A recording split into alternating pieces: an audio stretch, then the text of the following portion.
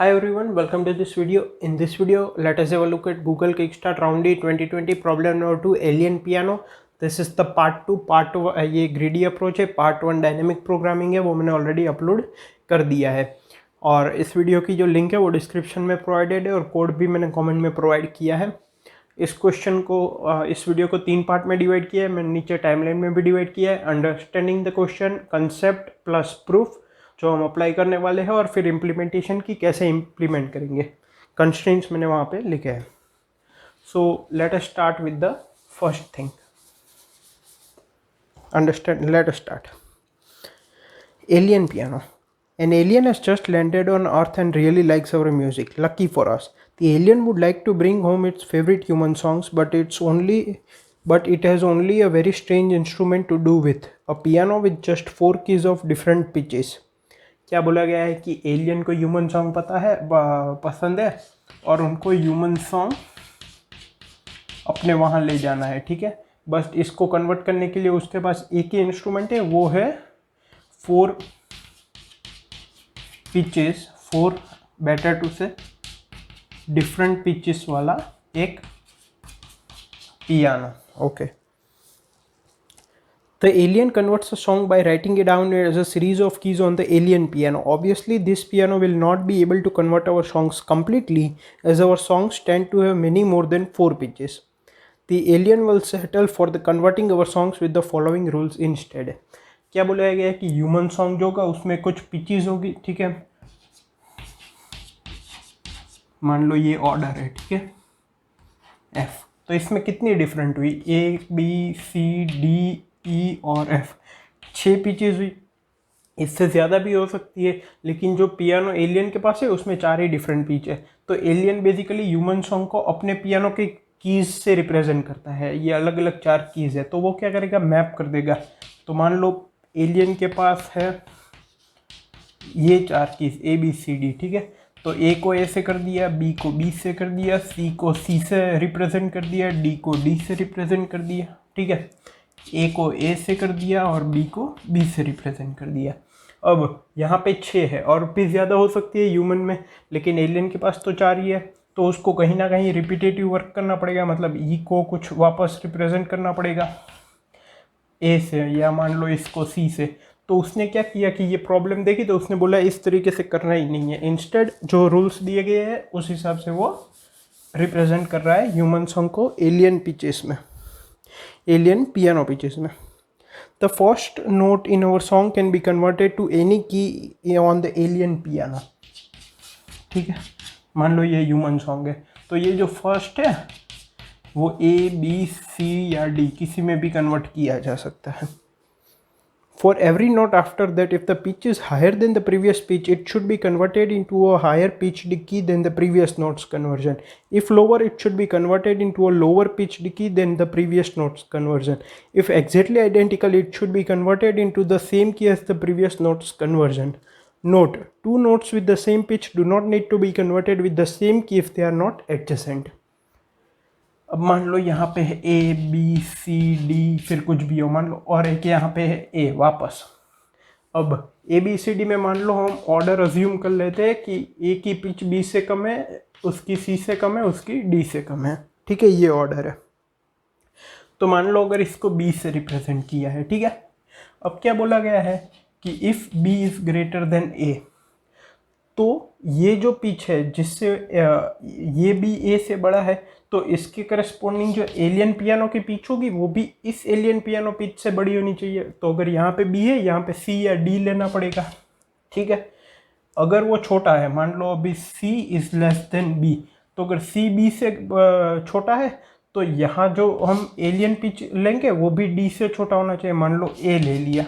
ठीक है, ए बी सी कुछ भी ले सकते हैं इस तरह से. और बोला है कि अगर 2 सेम है एडजेसेंट, मतलब यहाँ पे भी सी है, तो अगर इसको रिप्रेजेंट करने में ए यूज़ किया है तो इसको रिप्रेजेंट करने में भी ए ही यूज़ करेंगे. लेकिन ये तभी वैलिड है जबकि एडजेसेंट हो. इस ए और इस ए का कुछ कनेक्शन नहीं है. इस ए में कौन सी पिच यूज़ होगी वो ये एलिमेंट डिसाइड करेगा. ठीक है, What the alien wants to know is how often will they have a rule break how often will it have to break its rule when converting a particular song. फिर उन्होंने example दिया गया है, वो example मैं आपको बता देता हूँ कि बेसिकली वो क्या कहना चाहता है कि कब ब्रेक होगा रूल। ठीक है, अब मान लो ये है डी और यहाँ पे है ई। ठीक है, और मैं ऑर्डर देता हूँ कि A is less than B is less than C is less than D is less than E. ठीक है, अब मान लो इसको मैंने कैपिटल ए से रिप्रेजेंट किया, इसको कैपिटल बी से रिप्रेजेंट किया, क्योंकि बी ए से बड़ा है, पहली की कुछ भी ले सकते हैं तो मैंने ए ले ली, अब दूसरी भी कुछ भी हो सकती है। ठीक है, लेकिन ए से बड़ी होनी चाहिए क्योंकि बी इज़ ग्रेटर देन है तो बी ले ली। Similarly C is greater than B, तो यहाँ पे क्या ले सकते हैं, सी डी ई। मान लो मैं सी लेता हूँ और मान लो यहाँ पे मैं डी लेता हूँ। ठीक है, अब ई इज़ ग्रेटर देन डी, लेकिन डी से बड़ा तो कुछ है नहीं, तो हम यहाँ पे ए बी सी तीनों में से एक लेंगे।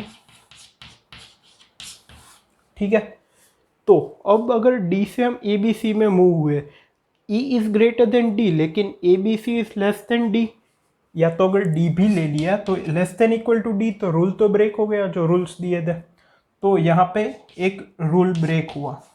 ठीक है, सिमिलरली मान लो मैं अगर यहाँ बी से स्टार्ट करता, फिर यहाँ पे मान लो मैंने डी ले लिया, अब सी इज़ ग्रेटर देन बी लेकिन डी से बड़ा तो कुछ है ही नहीं, तो यहाँ पे हम कुछ भी लेंगे ए बी या सी, यहाँ पे एक रूल ब्रेक आएगा।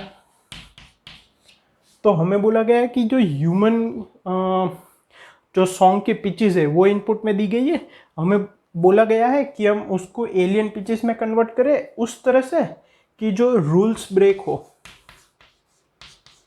वो मिनिमम हो। अब ये नहीं बोला गया है कि आप कौन सा ऑर्डर लेंगे वो दिखाओ, सिर्फ बोला गया है कि रूल्स ब्रेक हो वो मिनिमम हो, तो मिनिमम रूल्स ब्रेक कितने होंगे उसकी काउंट रिटर्न करो। ठीक है,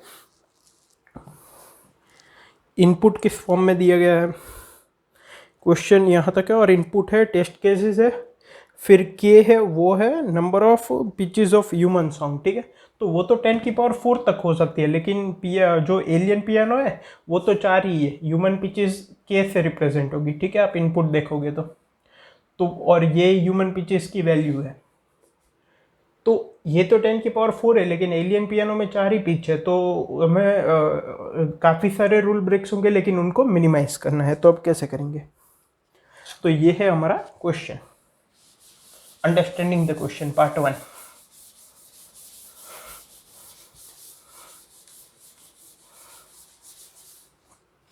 अब क्या है पार्ट 2। पार्ट 2 क्या था,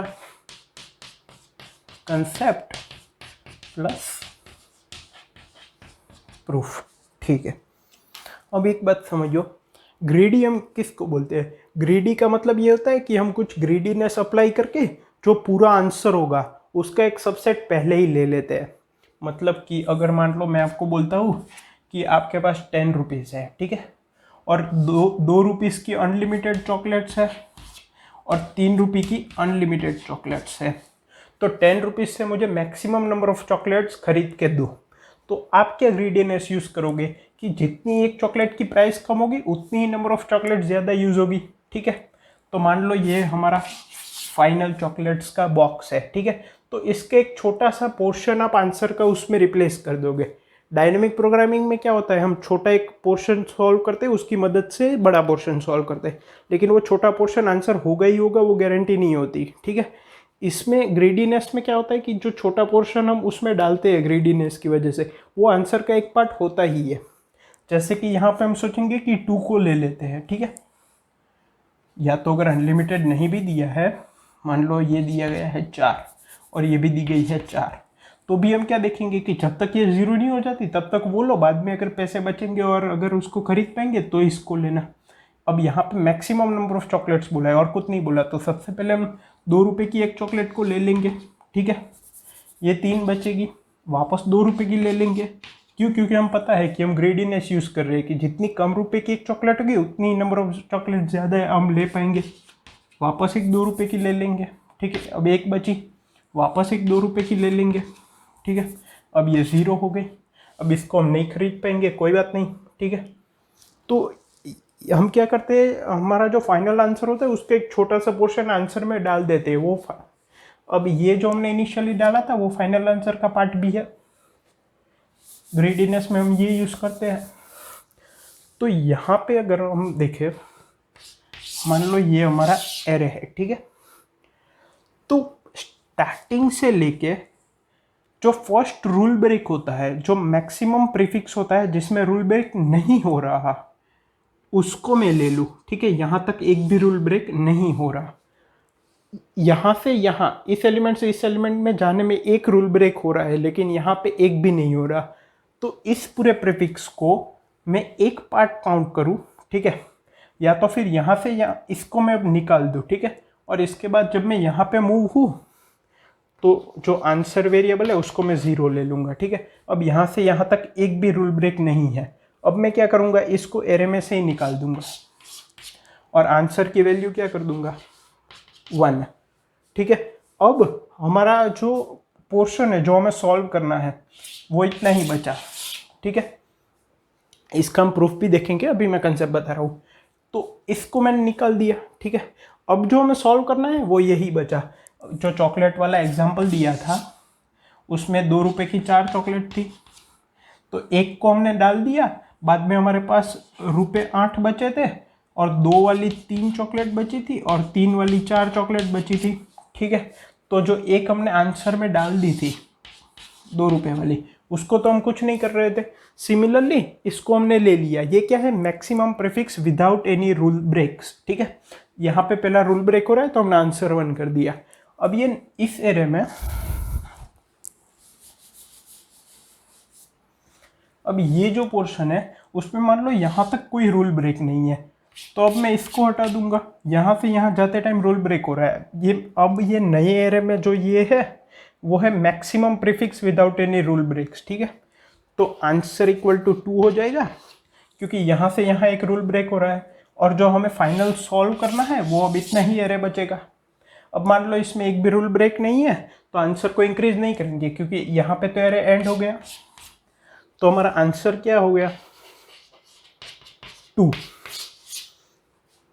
तो हमें करना क्या है, keep removing the maximum prefixes without any rule breaks until you cover the whole array, ठीक है। मैक्सिमम प्रीफिक्स जिनमें एक भी रूल ब्रेक नहीं है ऐसे निकालते रहो अंटिल कि आपका पूरा एरे खत्म ना हो जाए। और जब भी आप निकालो और बाद में एरे बचा है, मतलब कि रूल ब्रेक हो रहा है, तो काउंटर को प्लस प्लस करते जाओ, ठीक है, ठीक है। तो अब इसका प्रूफ देखते हैं। अब मान लो ये हमारा एरे है, ठीक है। हमने क्या किया, हमने देखा कि मैक्सिमम प्रीफिक्स जिसमें रूल ब्रेक नहीं हो रहा वो ले लिया। मान लो वो ये है, यहाँ से यहाँ ट्रांजिशन करते टाइम पहला रूल ब्रेक हुआ, ठीक है। अब हम क्या कर रहे हैं, मैक्सिमम पॉसिबल जो प्रीफिक्स है जिसमें रूल ब्रेक नहीं होता उसको निकाल देते हैं, फिर नए एरे को सॉल्व करते हैं, फिर उसके लिए देखते हैं कि अब क्या करना है, ठीक है। तो अभी इसका कॉन्ट्राडिक्शन क्या होता है कि हम इसके पहले ही समहाउ रूल ब्रेक कर दें, ठीक है। अब ये तो मैक्सिमम प्रीफिक्स है जहाँ पे रूल ब्रेक नहीं होगा, ठीक है, ऐसा कुछ परम्यूटेशन होगा। तो इसका मतलब यहाँ पे अगर जाएंगे तो यहाँ पे तो रूल ब्रेक होगा ही होगा, और जब भी रूल ब्रेक हो तो हमें काउंटर बढ़ाना है, तो इतना तो हम ले ही नहीं सकते। हमारी अप्रोच क्या है कि कोई भी एक प्रीफिक्स निकालो जिसमें रूल ब्रेक ना हो, उसको निकाल दो और बाकी के एरे के लिए सॉल्व करो। तो ये मैक्सिमम है। अब मान लो मैं यहाँ पे रूल ब्रेक कर देता हूँ। अब आप बोलोगे कैसे, अब मान लो ये है ABCDE, ठीक है, और ये जो ऑर्डर है वो है ABC D E। अब मान लो यहाँ पे मैंने A लिया, यहाँ पे B लिया, यहाँ पे C D और यहाँ पे E तो है नहीं, तो वापस मान लो A लिया, तो एक रूल ब्रेक हुआ। मान लो मैं यहाँ पे C ले लेता हूँ, यहाँ पे D ले लेता हूँ, यहाँ पे B ले लेता हूँ, यहाँ पे D और यहाँ पे A, तो यहाँ पे D से B और यहाँ पे D से A 2 रूल ब्रेक हुए, ठीक है। तो मान लो मैं ऐसा कुछ परम्यूटेशन करके यहाँ पे ही रूल ब्रेक कर देता हूँ। और एक चीज़, इतने एरे में जो नंबर ऑफ रूल ब्रेक्स है वो है B, ठीक है। इतने में क्या है, 0 है अगर मैक्सिमम पॉसिबिलिटी की हम बात करें तो, क्योंकि ये भी एक पॉसिबल है, ये जो मैक्सिमम हमने प्रीफिक्स निकाला वो। तो पहले केस में कितना हमारा आंसर क्या होगा हमारी अप्रोच का, B प्लस ये ट्रांजिशन 1 इसमें तो 0 है। अब इसको मैं निकाल देता हूँ और यहाँ पे ही मैं रूल ब्रेक ऐसा कुछ परम्यूटेशन करता हूँ कि यहीं पे रूल ब्रेक हो जाए, ठीक है। तो ये जो पोर्शन है उसका क्या हुआ 0, इसका क्या हुआ 1, तो answer dash equal to 0 + 1 plus, अब इतने का b है और ये b क्या है, ये मिनिमम रूल ब्रेक्स है, ठीक है। अज्यूम कर रहे हैं हम कि ये मिनिमम रूल ब्रेक्स है हमारे आंसर में। तो अगर इतने एरे का मिनिमम रूल ब्रेक्स b है तो इतने का जो भी होगा b dash would always be greater than equal to b, यहाँ पे b डैश, तो answer dash equal to b dash + 1, ठीक है। और answer is equal to b + 1। अब b डैश अगर greater than equal to b है तो आंसर डैश भी greater than equal to answer होगा, ठीक है। क्योंकि यहाँ तक मान लो हमने कैसे भी ऐसे इस तरह का कुछ परम्यूटेशन करके एक रूल ब्रेक कर दिया, ठीक है। तो ये 1 ये 0, अब इतने एरे का मिनिमम अगर b है तो इतने का b डैश है, तो b dash would always be greater than equal to b, obvious सी बात है क्योंकि एरे ही बड़ा हो गया, तो answer dash will also be greater than equal to answer. तो इससे हमें क्या समझ में आता है कि जो मैक्सिमम प्रीफिक्स है जिसमें रूल ब्रेक नहीं होता उसको निकाल दो और बाकी को सॉल्व करो, वापस निकाल दो वापस सॉल्व करो, उससे ही हमें जो आंसर मिलेगा वो मिनिमम होगा। अब देख लेते हैं इम्प्लीमेंटेशन।